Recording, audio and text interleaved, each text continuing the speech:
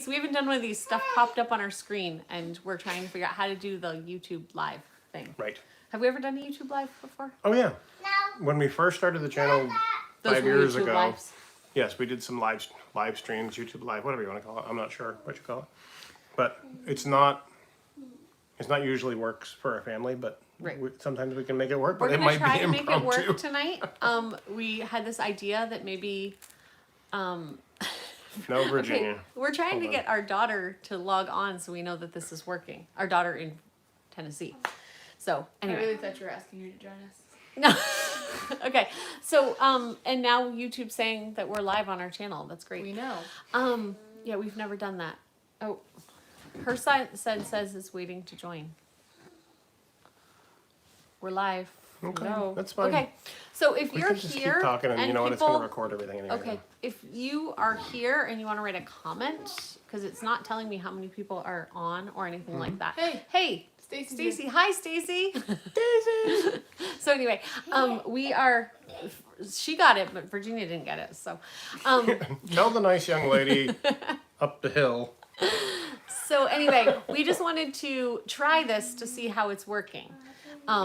And how is everybody tonight? Is it hot where you are? Because our day today was actually pretty cool. It was windy, and we actually wanted to put on sweatshirts because We had thunderstorms come in the evening. I don't know if Yeah. you can see outside. It's not thundering right now, but it's just kind of yucky outside. Very dark, grayish.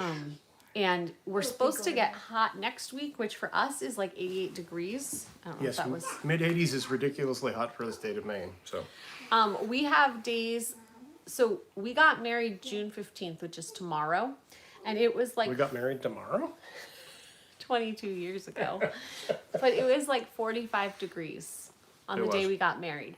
Rainy, And blowing, windy. I know people probably don't believe us when we say that, but if you ask our friends, Wayland and Tyler, who came to visit a couple years ago, they came, and on the 4th of July, well, the 3rd of July, we were having a celebration here at our house, and they were wrapped up in coats, and it was rainy, and it was pretty cold. Like, we were all cold too, but they were really, really cold. So we are looking forward to the warm weather next week, but we don't have air conditioning and stuff in our houses.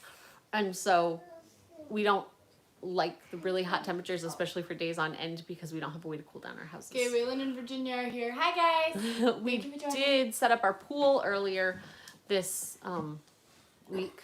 Hi. You gonna say hi? I'll say hi to the camera. Hello. So Everybody's listening. Wayland and Virginia are on, and Stacy's on. Hi.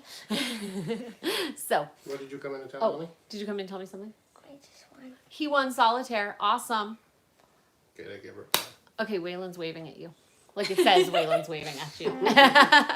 Okay, so go play again and come tell me if you win again. Okay.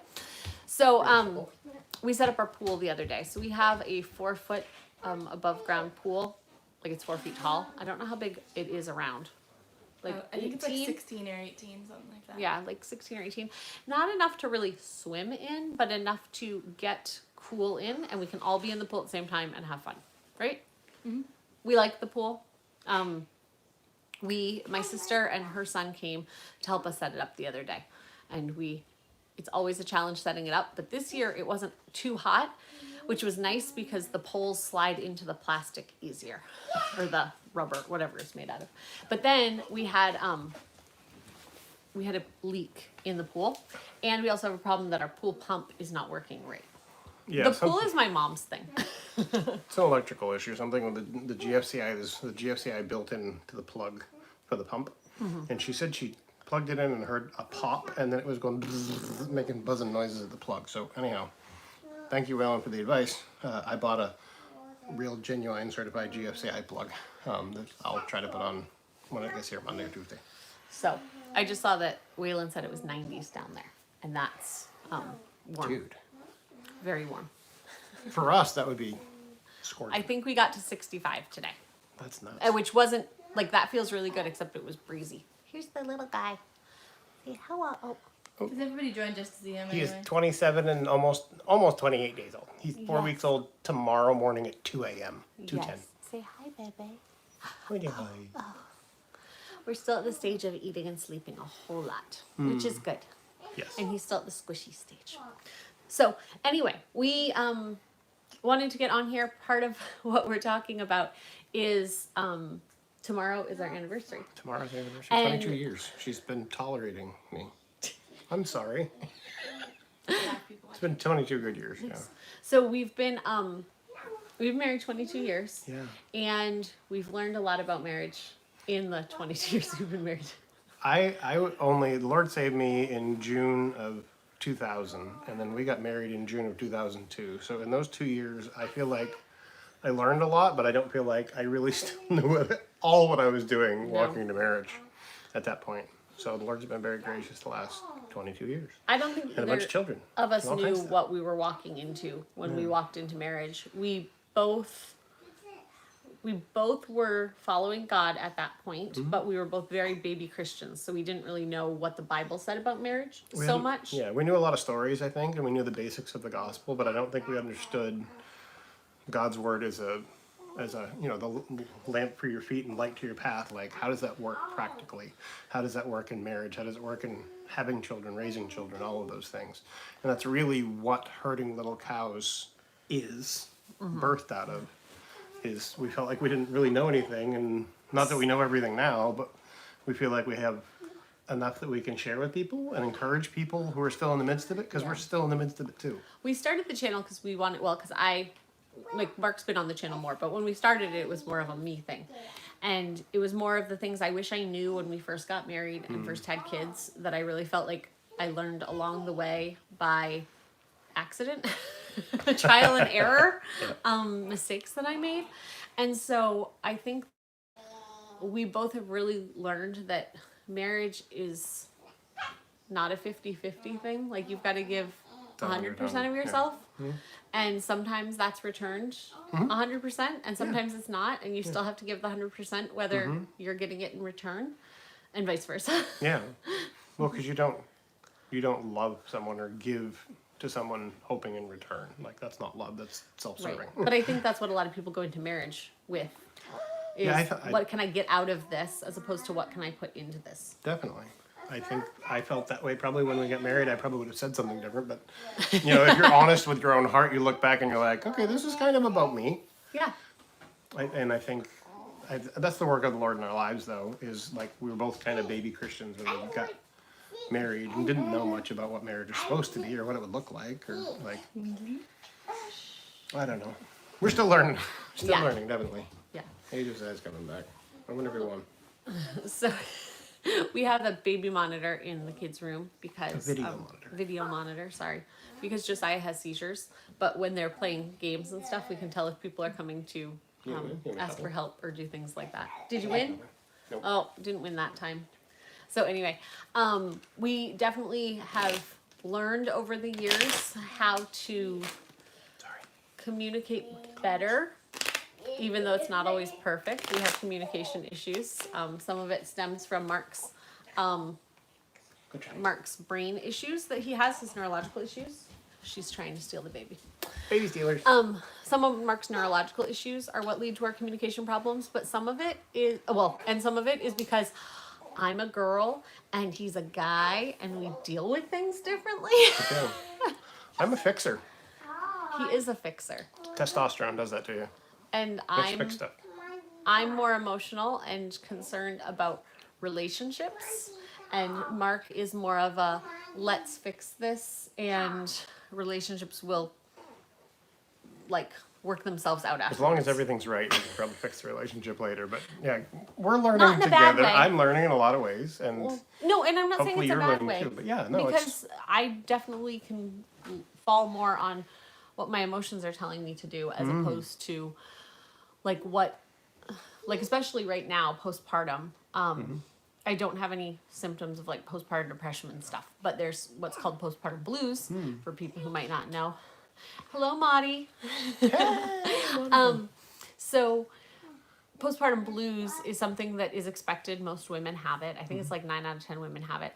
And you just find yourself crying for no reason or whatever. And I definitely have felt over the past week, 2 weeks, whatever it's been, that I know that what I'm feeling is my perception of things, not what is actually being stated or what is actually happening. I'm just perceiving it differently because of the hormone shifts. Yeah, and that's a real thing, you know.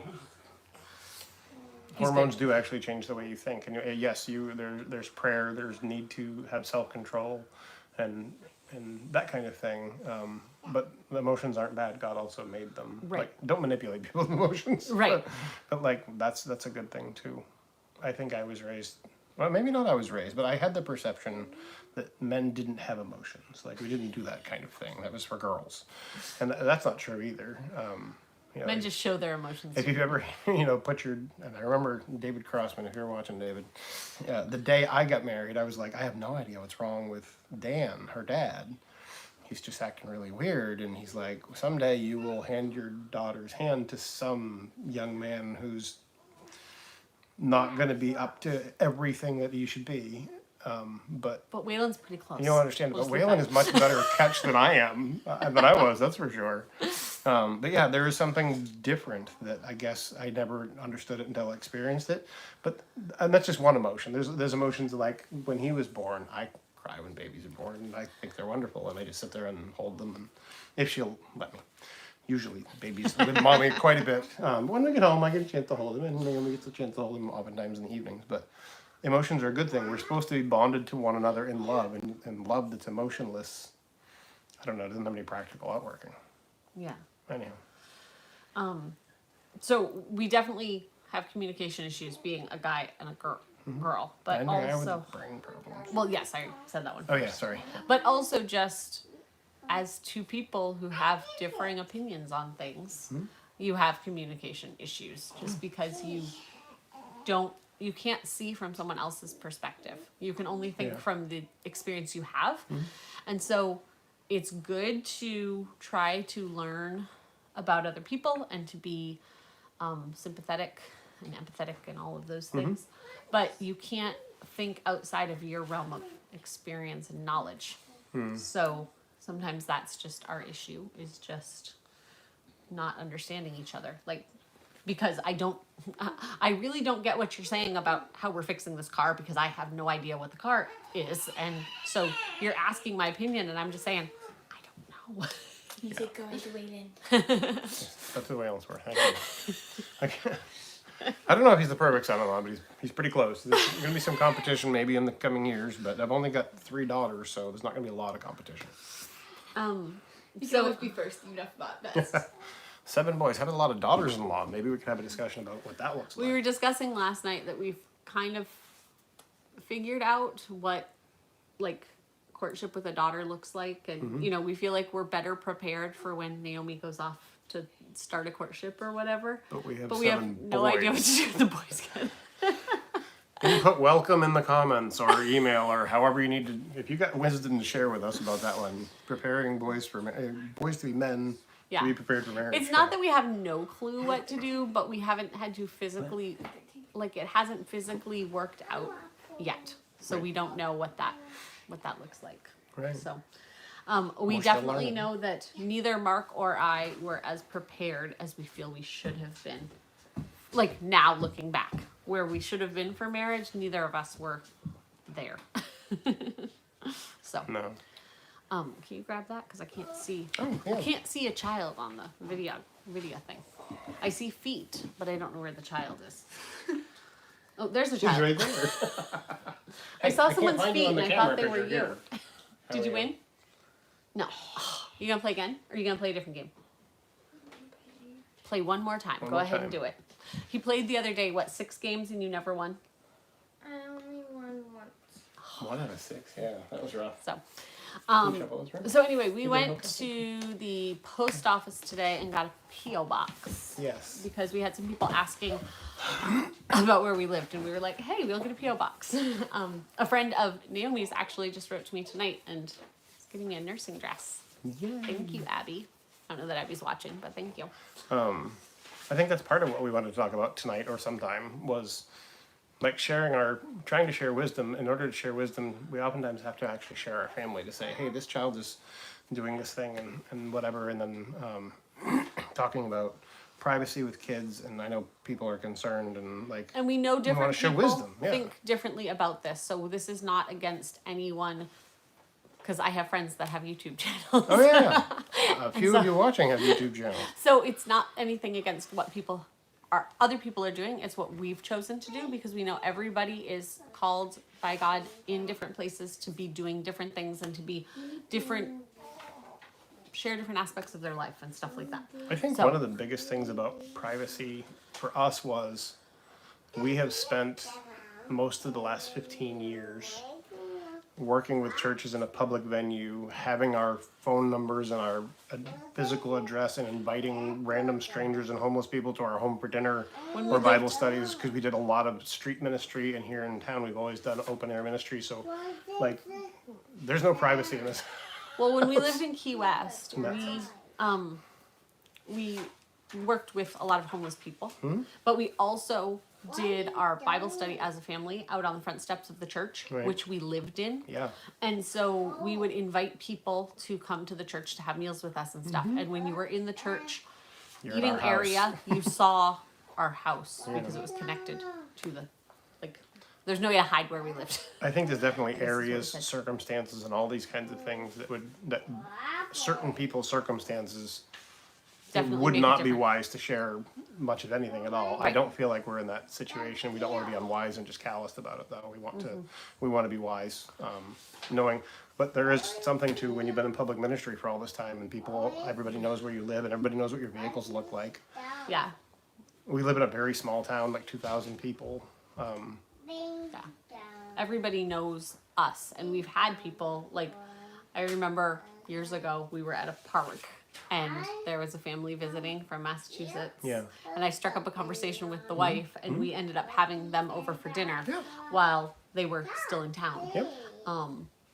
We've struck up many conversations like that. In Key West, Mark had me go down the street following a family to invite them to our house. I think the early days of Christian hospitality were very much that way. It was anybody Yes. you met was kind of brought into your home. Yeah. Thank you. And I think we also have friends. Sarah did a hospitality series here a few years ago about, it was like a dozen different people who have impacted the way we want to be in opening our home up for hospitality. And some of you who are watching have been very hospitable to our family also. So like, Thank you for the there's wisdom in looking at brothers and sisters in Christ, but there's also I think there's wisdom in inviting people into your home that you may not know that well. And trusting God with it. There's caution to be had. And you know what? I'm just going to stop talking. Hold on, there's 'cause I'm- caution to be had. When we lived, Yes. not in Key West, but just off Key West, Yep. we had open fellowship night on Monday nights. Yep. And there was a local pastor. Who's probably not watching, but he might. Yeah, he might be watching. And we loved him. Pastor Adam, you were Adam, right? Yeah. You were great. Super but sweet guy. he He's a would lot of people. he would show up with random people like, hey, this guy was broken down on the side of the road, so I told him we were coming to your house for supper. But when he brought people over, we would sit and talk about the Lord, and we'd sing did. hymns, and we'd pray together. It was a grand old time. It wasn't was like great. it always went well, you know. I was seeing something the other day and it was talking about hospitality. It was just a thing on Instagram. And it was talking about how we can feel like our homes are not equipped enough to do hospitality, whether our place is too small or we don't have enough of what we think is the right things to share and whatever. But it was talking about how you never leave someone's house and are like, oh, they really shouldn't have invited anybody. They didn't have enough napkins for everybody. You know, or oh, I thought their house was really too small to have that many people in. Because if you've been in a house that's loaded with people, I know some of you people watching have been Yes. there because I've been in those houses with you. That's an awesome thing. We're not leaving going, oh, I wish there were less people there. No. Like sometimes you're like, I wish it wasn't raining so we could have gone outside. But Yeah. but you're never wishing that less people had been invited. No. If you are And- watching that, think about which ones you wanted to kick out and why you're so mad at them. Why did you not like those people? But also like the food is, I mean, sometimes you leave and you're like, oh, that pizza was really good or whatever it was. But I don't know. I've never left somewhere and I'm like, oh, I just wish there was more food. Like that party would have been more enjoyable if there was better food there. I or find whatever. if people are inviting you into their home, they're inviting you into their lives, and so they're not going to skimp on stuff. Even if you don't have much, it doesn't matter. The fellowship's worth it. We Even had if you have nothing to eat at all. We had a fellowship's great worth it. time one time years ago. We had an older couple over from church.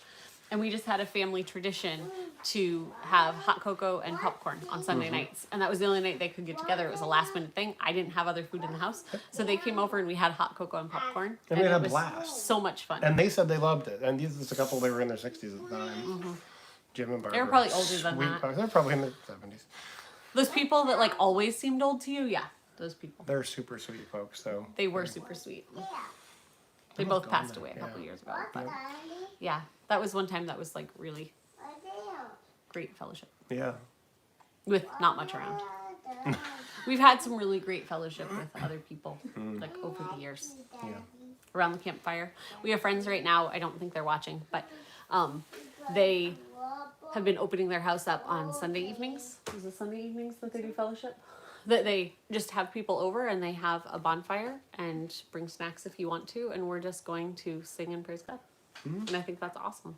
Do you want me to put you more in the shot or less in the shot? I'm fine. You're good, okay.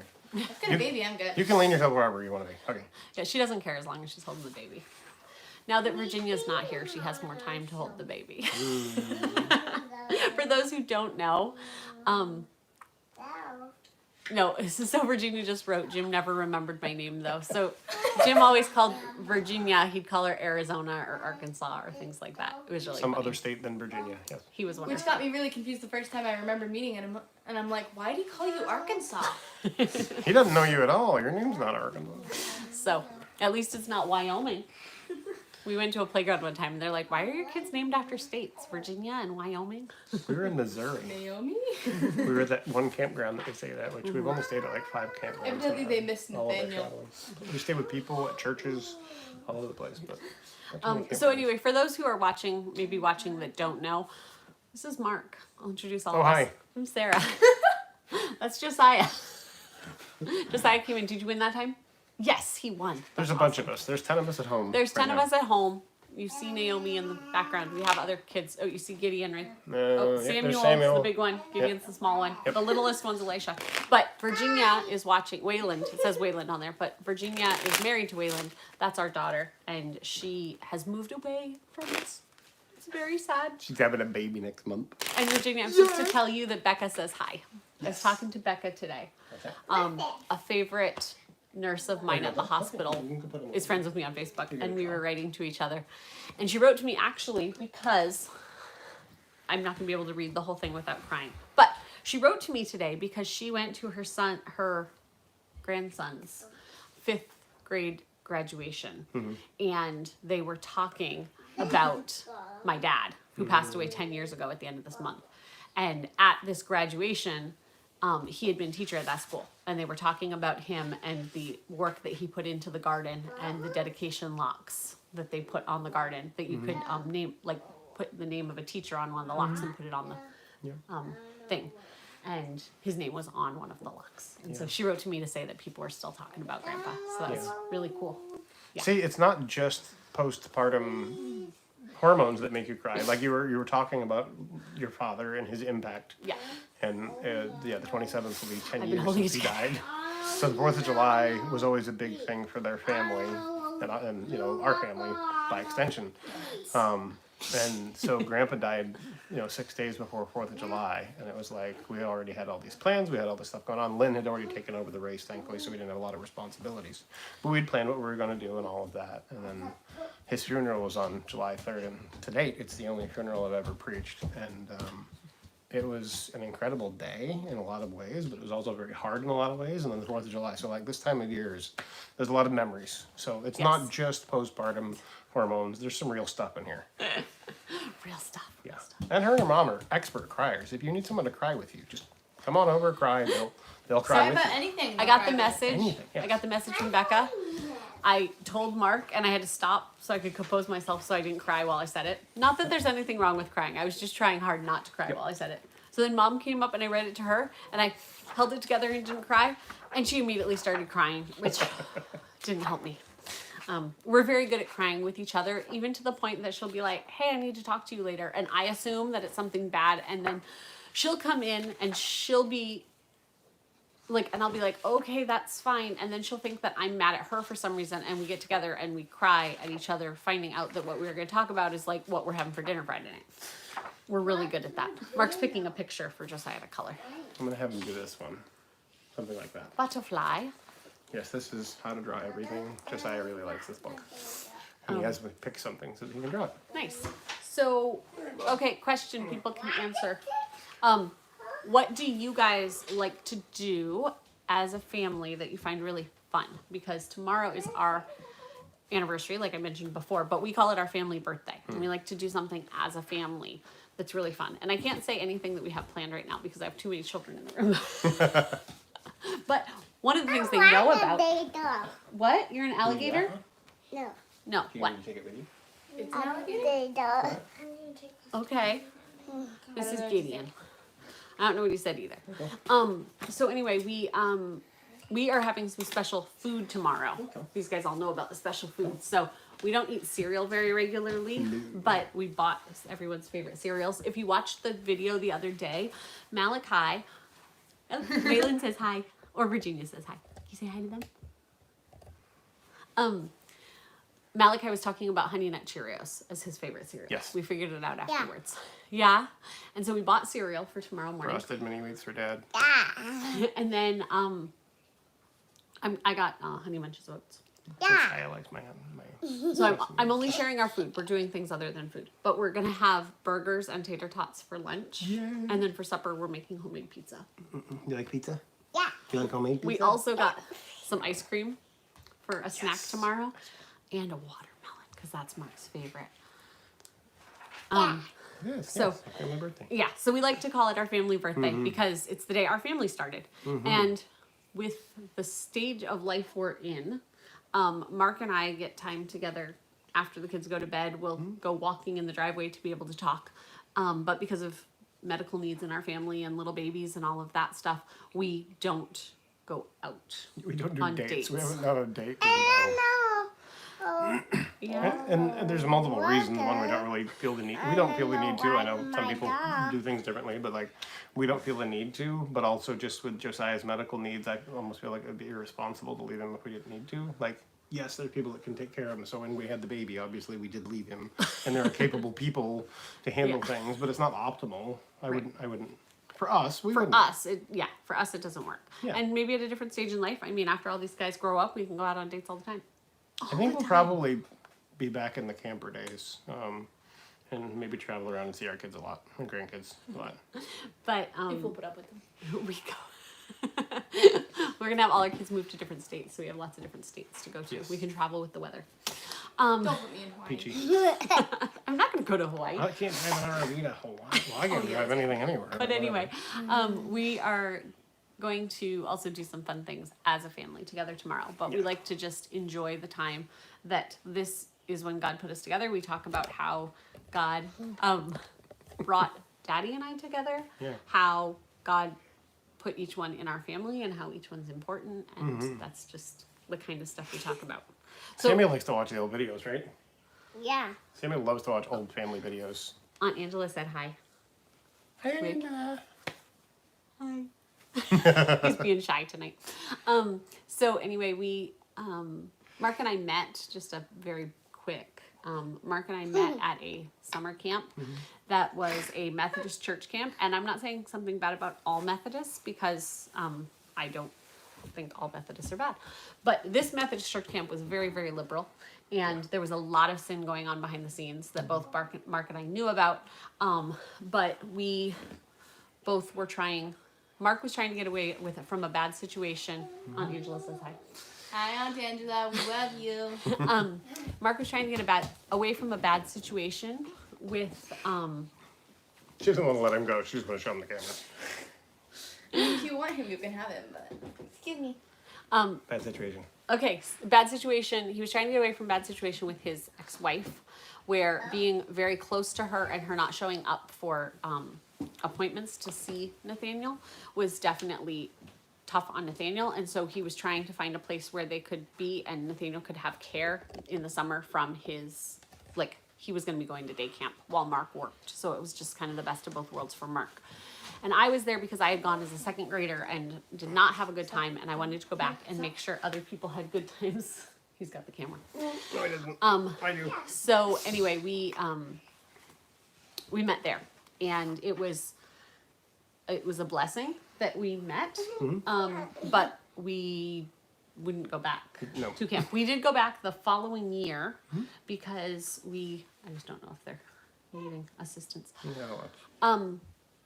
We went back the following year because there was a special needs camp, and I wanted to make sure, like, we wanted to go. I had been the certain counselor for one specific girl for years on end, and we wanted to go back and see if, as a married couple working with that specific camp who had specific counselors that we had known, it was a little different than the rest of the camps. Would that be something our family could still be part of? But it wasn't something we could still be part of. But anyway, we met there, and I was 17 going into my senior year of high school. He was 25, about to be 26, going into, like, being married before and having a child. And so it wasn't the greatest situation. My parents, of course, were kind of worried about him because of just things that go on, you know, from his past experiences and all of that. Was he going to be a good guy? And we ended up we were engaged a year later, and then we got married the year after that. Hi, did you come back?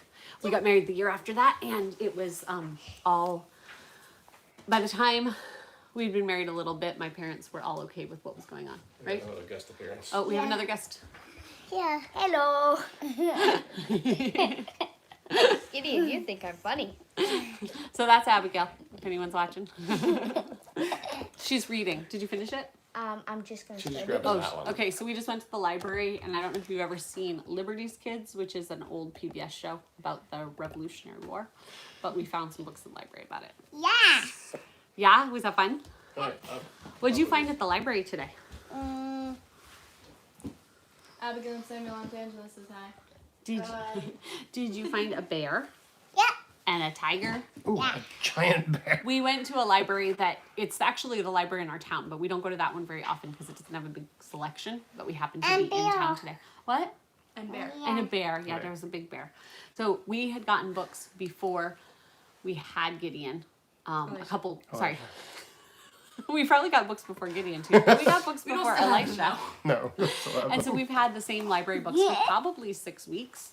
And that was a long time for us to have the same rotation of books. Like, we have books in the house that we're reading and all of Oh, yeah. that.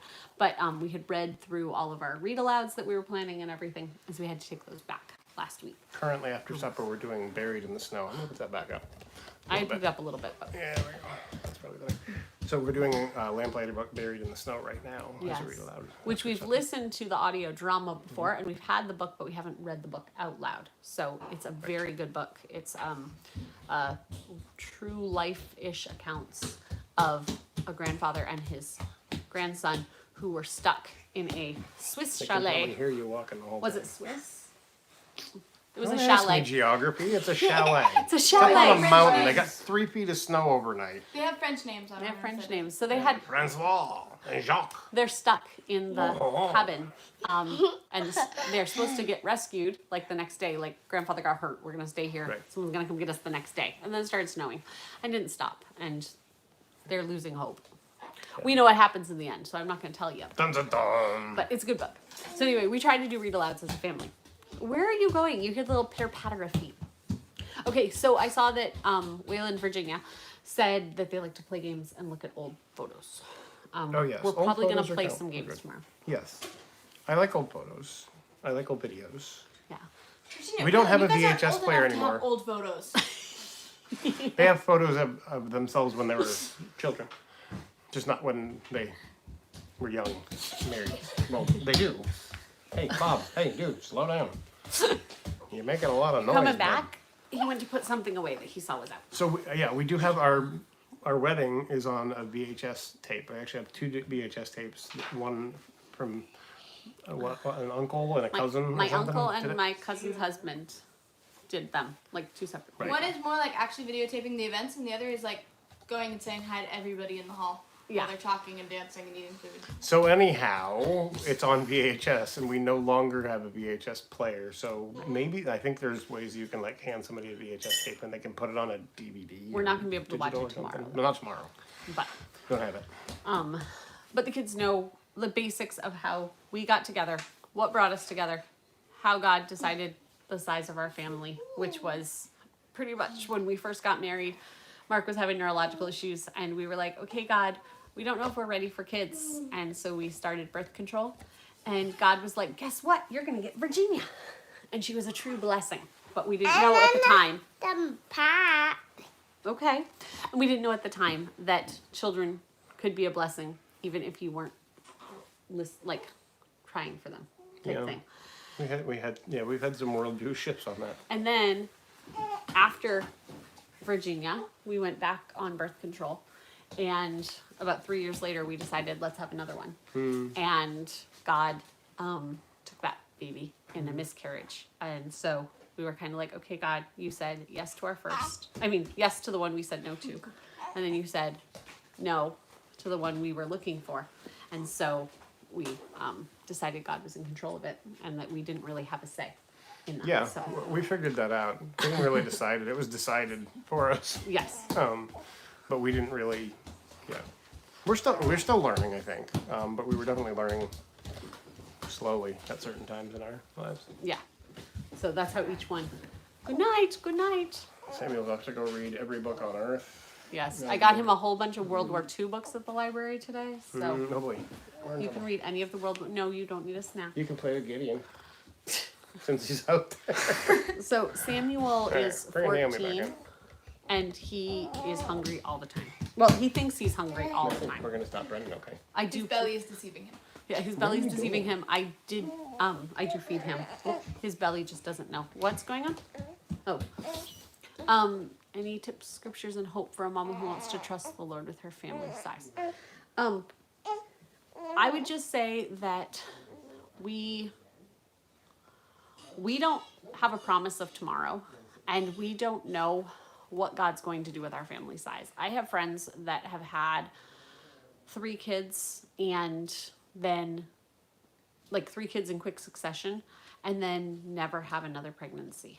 And then we have other families that we know that have a bunch of kids, and God has taught them so much about just trusting him in that time. We have one friend who had a bunch of kids and then has had a bunch of miscarriages, and God has provided for them each time and given them just grace and mercy to get through each one of those. And so I'm not saying that any of it is easy. I just noticed there's glare on my glasses. I'm not saying any of it's easy. I think that people think that having a larger family, it's just because I have easy pregnancies and things like that, but I really don't. I don't have like extremely hard pregnancies, but I wouldn't say my pregnancies are easy. I spend a lot of time down at the very start of my pregnancies, usually with morning sickness and things like that. Especially my first 6 pregnancies, I was really sick for weeks on end with pregnancies. And my last 4, I haven't been that sick. And I don't know exactly what that is, other than I think I'm healthier. But, Sorry, the sound of a window opening is loud in our window. house. It's warm in here. But I think that we don't know how, okay, I'll read that in a second. I think we don't really know how to trust God until we've just said, like, we've just kind of surrendered. It's kind of going into it with a God, you know what's right in this situation, you know what's good, and you know what you're going to put before me. And sometimes it's what you've already taught me is going to help me with what you're going to put before me. But God's going to grow us all, like if we're Christians, God's going to grow us all to be more conformed to the image of Christ. And I think he does that through different situations. And sometimes that situation might look like the loss of a job. That situation might look like adding another child. That situation might be asking you to move. All of those different things can help conform us more into the image of Christ, depending how God's doing that. And I think even people's personalities, God's going to give you different blessings and different trials to walk through to make you depend more on him. And so I think that God is going to give you trials in your life, whether it's through bearing of children or the different things that happen in life. We're not going to get away from them, but also the Bible says that children are a blessing. There's multiple verses that talk about children being a blessing, and nowhere have I seen a verse that says, at this point, after 10, children are no longer a blessing, or, after you're 50 years old, children are no longer a blessing. Once your daughter starts having children, your own children are no longer a blessing. I've never seen any of that in the Bible. So I would think just holding on to the fact that we can trust God with whatever it is that comes into our life, whether that be having more children, not having more children, just walking through the challenges that come with raising children. So there was another question on there and I didn't see what that question was. Or that was my phone. No, her phone. Hold on. No, it's yours. It's that way. Sorry, I'm trying to There you see. go. It can be scary. Be scared. So yeah. So sorry, I was trying to read the rest of, make sure I was getting the whole question.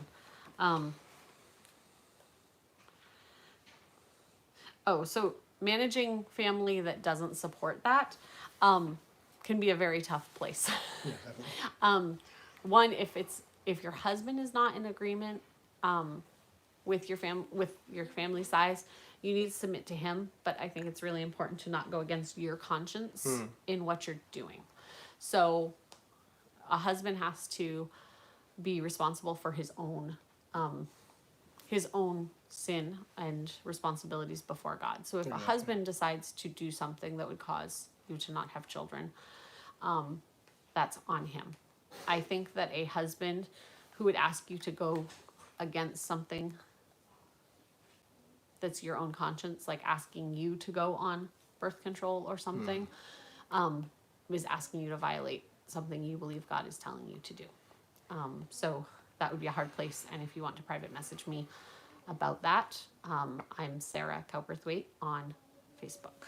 So, okay, Or husband is Instagram. on board. Extended family.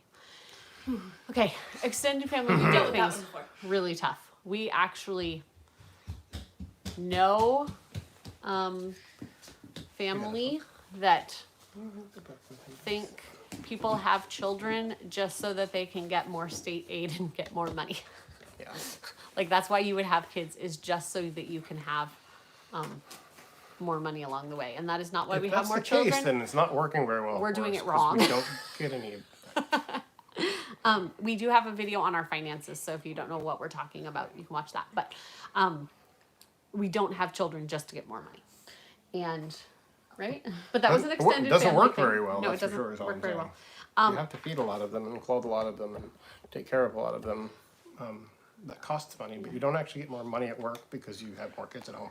I think also just with the extended family thing, talking about your children as being blessings. Yes. And acting like your children are blessings. Because I know some women whose husbands don't think that they can handle more children. Like the husband thinks the wife can't handle more children because the wife always seems miserable about being a wife and mother. And there's always something else. She's like just very pessimistic in their... Because you can even deal with very hard circumstances with a cheerful attitude and a heart to serve the Lord, even in very, very difficult circumstances. Yes. So it's not that the circumstances are difficult, it's how we deal with them and how we portray them. So I think the first thing would be to make sure that within your heart, and I don't know, just for everyone who's watching, this Amanda who asked the question, I don't personally know her. So whatever I'm saying, I'm not talking specifically about her situation. Vague generalities. Yeah, big generalities. But making sure that within your heart, you are actually seeing your children as a blessing. And if you're not feeling that way, asking God to make you see them that way. Also, just praying on a regular basis that God would show the fruit of the Spirit through you. Because I think it's very easy as a mom, when we have all day long, we're being bombarded with kids asking a million questions. We have to say no. We have to, clean up that spilled milk. We have to clean up the pee on the floor, all those things. It's very easy to not show patience with our children, to not show gentleness, to not show kindness. And we can blame it on our kids, and we can say, well, it's because my kids are frustrating me. It's because my kids did this. But really, it's because God is using your children to show your own heart and to show the places that you need to grow. And so working on praying through asking God to help you with those things. And maybe it's just working on one thing. Like, look at the list of the fruits of the Spirit and just concentrate on one and say, God, can you please make this more evident in my life? Please help me when this situation happens to show more grace with my kids. Actually, Abiding Home that was on here, I don't know, I can't tell who's actually still on, but if Abiding Home's still on here, she just shared last week on her Instagram, a couple weeks ago, about a situation where one of her kids had made a mistake, and that mistake could easily have been met with, why don't you know what you're doing? But instead getting down on the child's level and saying, honey, this isn't the right thing to use in this situation. And I know it was a mistake. Let's clean it up together. And how much she built that relationship, that whole thing with women and wanting to build relationships, how much she built that relationship with her child in a situation that really could have, like, I think anyone could have looked at that and been like, yeah, I would have been totally stressed out in that situation too. But instead, choosing to realize that the child's heart is more important than being upset in the moment. So asking God to work those fruits of the Spirit. I know everybody has different personalities, but I feel like as a father, that is often the thing that is a problem for me, is not, like, I react too quickly. That's something that I have to pray about as well and submit that to the Lord. Oops, sorry. But I think maybe men have a harder time dealing with it because of we think we don't have emotions or something, or because we're fixers, we just want stuff to be better. We just want to clean up the thing. But like we were just talking last night about various of these things. I'm gonna go check on somebody. Okay. But also, he's going to check on Josiah because Josiah wants to walk very slowly to get here so that he's very quiet. Because he doesn't want to disturb people, which is good, but because of the seizures, we're worried. Like, did he have a seizure in the middle? Okay. So anyway, also when you're talking to these people, the extended family, make sure that you're verbalizing that your children are a blessing. Make sure you're verbalizing how your children have been helpful to you, how your children are growing, how your children are learning. I think we can sometimes, I'm going to say between a husband and wife, because this is an easier situation, but I think like sometimes as a wife, for those who don't know, Mark is home all the time now and doesn't work. But he used to have a job and would go out for the day and then come home. Yeah, I used to be very active in ministry and work and a lot of other but things. if you were gone for the day and you came home and all you heard from me was complaining about, so this kid did this and this thing happened and it'd be hard to think that, okay, she's managing all of this well. And happy about it. It. You don't consider yourself blessed if everything comes out of your mouth is complaining. So I don't know, again, I don't know this person, but making sure that you're verbalizing. It's very easy to get into complaining with people. We tend to not pick each other up by our speech. We tend to pull each other down by our speech. And I know it's very easy when people are complaining about things to go along with the complaining. But making sure that you are a breath of fresh air to them and pointing out where your children have been a blessing to you and, helpful. What they're, like I said, what they're learning, how they're growing, how they're being a blessing to people and around them, can help people see that you appreciate these blessings that God has given you. So, and you're very welcome. You're very sweet. So then I had another question. It's a scary place to be. I've had 9 C-sections and we're still trusting the Lord. But at 43, I don't see us having any more, even though we'd love to have more. Our youngest is 5. And I think that is just, as people, it's a hard place to be, that we're moving on from the season we're in to a new season in life. But I also think that it's very important to realize that life is about change and life is about growing. And we get to grow in a whole new way when we embrace that we're at the end of a certain season and a new season is starting. I love the season that I'm in. I love the newborns and all of that stuff. But I know at some point that's probably going to end. At some point I'll be too old to have more kids. I know. Oh, baby. I know that is going to end at some point. But I'm also looking forward to what that next season is. So not looking forward to it in a, I can't wait till this one's over. But I think there's also a mindset that you need to have of being ready to embrace that next season, and what are things that I'm going to be able to do in this next season that I'm not doing now, because God has me in this season right now. Like, this guy is going to be 4 weeks old tomorrow. We're still spending a lot of time at home, and my ministry that I can be doing right now is making videos, because we don't have a lot of extra manpower right now to be like making meals to take to people and things that we do during other times. But I think also looking ahead to what are things that you can do with your kids now that your youngest is 5. I'm not, and this person wasn't saying it like in a complaining way. I'm just using it as the next point of conversation. But you know, now that your youngest is 5, you don't need to take a diaper bag everywhere. Yeah. There's different things that you can do. You can go on longer trips and that type of thing. And so I think that there's definitely a mindset change to think through, what is it that God can use me in here that he couldn't use me in before. Do you have something to add to that? It's weird because we're kind of between seasons ourselves. We have a newborn, and we have grandchildren being born, but we also have, my oldest is 28, and then, you know, so it's a... Naomi just graduated, Yeah. so we have another adult. She's another only 17. driver adults. But another adult in Yeah. the home that isn't in school, but we still need to parent. I mean, because I think you parent your kids, like, I still feel like I'm doing parenting duties to Virginia, not in like I'm being her parent, but I'm giving her advice as an older, wiser woman Right. that knows her a little better than most people. I think Bodhi Baucham talks about the stages, like, give me your attention, give me your hand, give me your heart, or something like Yeah. that. Like in the earlier stages, you're trying to teach basic things, and you're trying to just give them the lay of the land of what life looks like, Yeah. and how God has designed us to live, and how we ought to be. And then there's a stage that they're learning those things, and they're becoming their own, and then all the way up through maturity.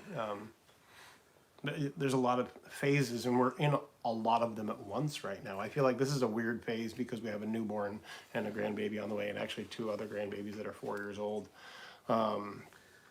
So I don't know how to navigate the issue of like all the different time.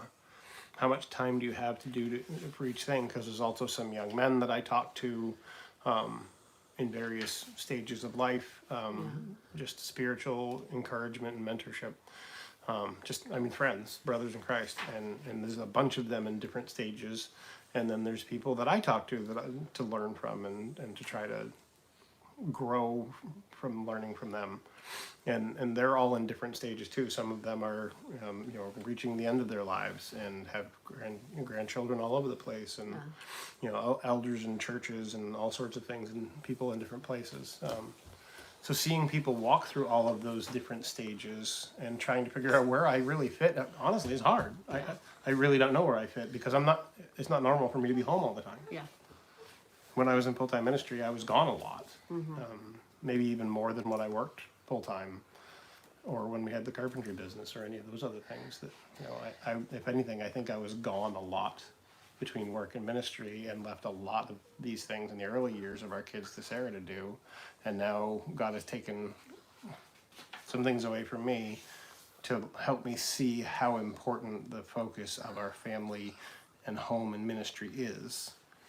And because that's so encouraging to me, and I see how big of a thing it is, I really want to encourage other men to do that, not when they not when they're becoming grandparents, but Right. like while, when the first one is born, invest your life in your children and your marriage as a ministry to the Lord. Not like, well, we just love our children and we don't have a marriage, and not that just our marriage is everything and we neglect our children, but there's many things to be done at once. And work is definitely important, and we know that Mark's in a weird situation. Totally. But the idea that not putting work ahead. Work is supposed to be something that you do diligently, and you show a godly person through that, but it's not supposed to rule you, which I think a lot of men let work rule them. So, but something that mothering the mother, the idea of it, you're pouring into someone, like someone's pouring into you, you're pouring into someone else, and that they're able to even pour into others. Like Naomi's ministry in our home, she's able to do a lot of the things that we don't really have time to, that like she really loves music, so she spends time playing guitar and listening to music and interacting with people, even on social media, Bible Cooking studies with various desserts. people, cooking cool desserts. She has time for those things that they're not necessities, but they're blessings, and so she's able to minister in that way. And I remember Virginia, you talked about taking meals to people, taking meals to multiple families when people would have babies or when mom would have a surgery or when whatever the circumstance, that we can bring them a meal, and that's something that our children are able to serve other people outside of our home because of what they've learned in our home.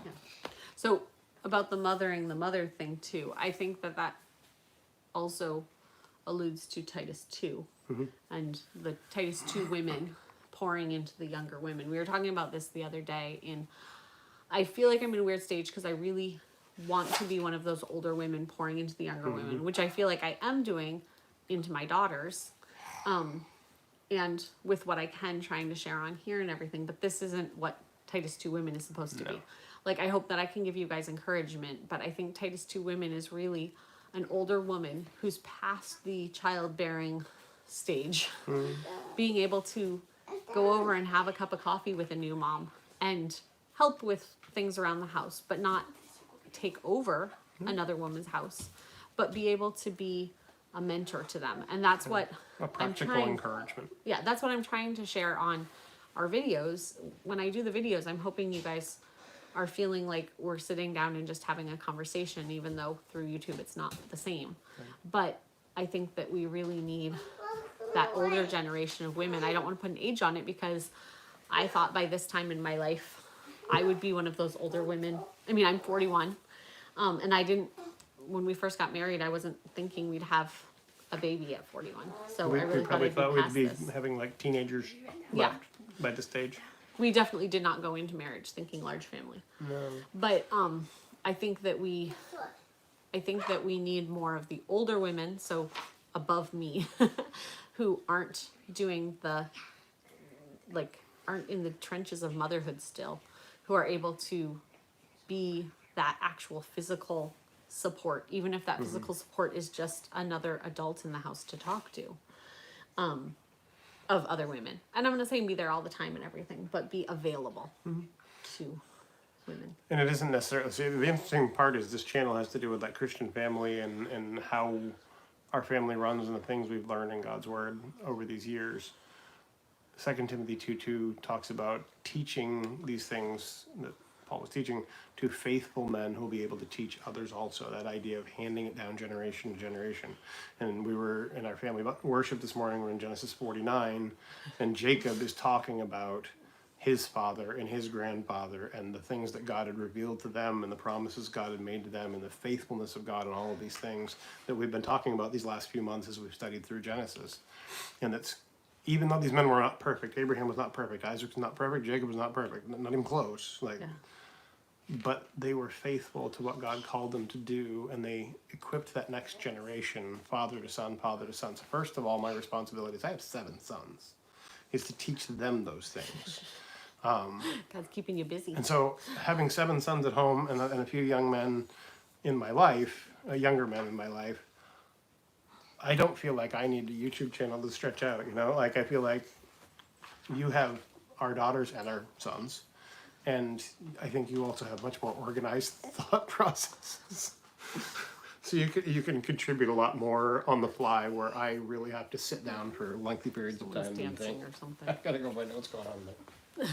There was someone dancing in the other room. I didn't know what that was. Okay, so I'm going to go back a little bit. Thank you, Amy, for following along. We've actually had a lot of comments recently about people who don't agree with everything that we say and do on our channel, but I'm glad you're around anyway. We don't say things trying to be offensive to people. We just want people to know why we choose to do the things that we do, because maybe there's someone else in your life that chooses to do things for the same reasons, and maybe they don't talk openly about why they do them, or they you don't want to ask them, type thing. But yeah, we want to just share our lives because we we do the things we do because we love God, and that's why we do it. Some of the things that we do are countercultural. Some of the things that we do are things that we feel are what God has told everybody to do. Like, there are certain commandments that we feel everyone, like, we shouldn't go out and kill people. I feel like that's a good thing for everyone to do. But there's other things that we do on our channel that it's how we choose to live as a family. Like, we choose to have a fairly early bedtime as a family. I don't think anyone who puts their kids to bed later is sinning against God or anything. This is just what we choose to do because of our family dynamic, because of what we've learned about children and sleep habits and all of that. But if it works for your family and your kids are getting what they need, then that's fine. You do you, as long as it's not against God if you're a Christian. Right, exactly. Yeah. That's awesome that you were your mom's only child at 46. That's cool. Angela, that is cool that you have Jessica at home hanging out with you all the time. That's a family. She's gonna be 30 this year. No, she's 28. 28. She's She's gonna be 6 months. 29 in August. Yeah, she's 6 months older. Okay, 6 months older. Okay, and then the mothering the mother. That's my season as a doula, mother of 8, grandmother of 17, and mentoring other parents. I'm 64. My youngest child left home 8 years ago. Praise God. Yeah, so Thank I'm you. glad that you're in that. I'm glad that you're in that stage, that next stage above me. I'm not like looking forward to that stage of like, okay, let's stop having babies so we can get there. But I am excited that when I am there, God has work for me to do there too. I think it's one thing is we forget that God has work for us no matter where we are. And to look at that as, thank you, God, for giving me work that is beneficial to myself and my personal growth with like being conformed more to the image of Christ, and that I can benefit others through it. And so not looking at it as like a drudgery of like, okay, God, you made it so I'm no longer having children. I don't know what to do. So, yeah. Oh, we have an upset Gideon. I don't know why he's upset, but we've now been on for over an hour. So I've never done this before. We're going to say goodbye, but I don't really know how to end this. Thank you guys all for joining us tonight. This has been really nice. And we're hoping to do this. We don't know what night of the week we're going to be doing it or those types of things, but we are going to be doing it because we're glad that we have the opportunity to be able to interact with you guys and answer some questions and hopefully be an encouragement. So we will see you guys next time. Bye, Savannah. We decide to do it. Hey, greetings from Massachusetts. Hi, Massachusetts, Patty. And we will see you guys next time. We're gonna try to turn this off, but I don't really know what we're doing. Bye, So, love you all. bye.